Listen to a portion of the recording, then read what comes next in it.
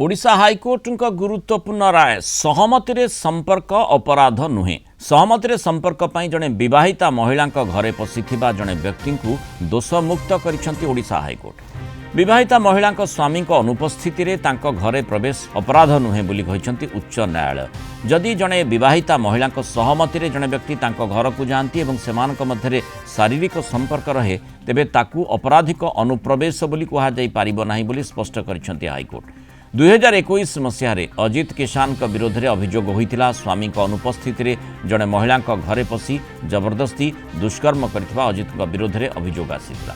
तदंत बेले उभय सहमति संपर्क हो निम्न अदालत दुष्कर्म अभियोग को प्रत्याख्यान करते किंतु स्वामी अनुपस्थित महिला घर को जाइथिबारु निम्न अदालत तांकु आईपीसी धारा 450 रे आपराधिक गृह अनुप्रवेश अनुजाई 5 वर्षर जेल दंडादेश शुणाई।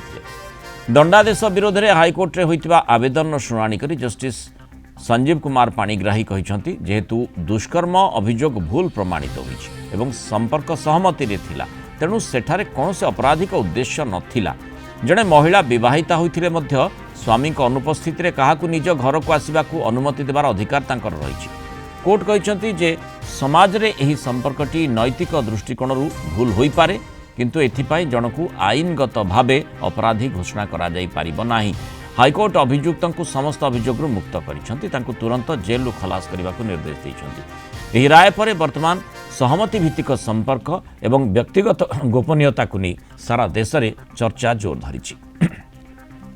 आलोचना करबा जोनाल हेड विभूति साहू जोड़ी। विभूति जो भली भाव में गुरुत्वपूर्ण राय ओडिशा हाइकोर्ट देइछंती विवाहिता महिला सहमति एवं जो अधिकार कथाटी कहुई अर्थात से काहाकू निज घर को आसवा अनुमति दे पारे और सहमति भित्तिरे जदि संपर्क हुए ताहले ताकू माने आईनतः से भली भाव में ताकू चैलेंज करा जाई पारिबो नाही बोली कोर्ट मत। गुरुत्वपूर्ण निर्देश देइछंती ओडिशा हाइकोर्ट को माननीय विचारपति जस्टिस संजीव कुमार पाणिग्राही ए मामलार शुणाणी करी एठी जी अभियुक्त तांकु संपूर्ण दोषमुक्त करिसेंती। 2021 मसीहार घटना एवं एठी अभियुक्त अजित किसान तांको विरुद्ध में अभियोग आसीथिला जे से जने महिला विवाहित महिला घरे प्रवेश करथिले तांकु दुष्कर्म करथिले एवं ता सहित तांकु सेठी एकाधिक सेक्शन लागिथिला दुष्कर्म सेक्शन लागिथिला ता सहित आईपीसी रो 450 लागिथिला अपराधिक गृह अनुप्रवेश एवं ट्रायल कोर्ट जो विचार कले आकु एवं यार तदंत जो जानिले ये दुष्कर्म नुह सहमति रे संपर्क सेठी ट्रायल कोर्ट से सेक्शन रु ताकु दोषमुक्त कर देथिले किंतु आईपीसी 4 जहाँ की अपिक अनुप्रवेश स्वामी को अनुपस्थित से 5 वर्षर जेल दंड शुणाई एवं ओडिशा हाइकोर्ट यार विस्तृत शुणाणी कले ओडिशा हाइकोर्ट संपूर्ण दोष अभियुक्त एवं अभियुक्तर कौन दोष ए नहीं एठी सहमति के गुरुत्व दिया जाए जदियो नैतिकता को दृष्टिकोण को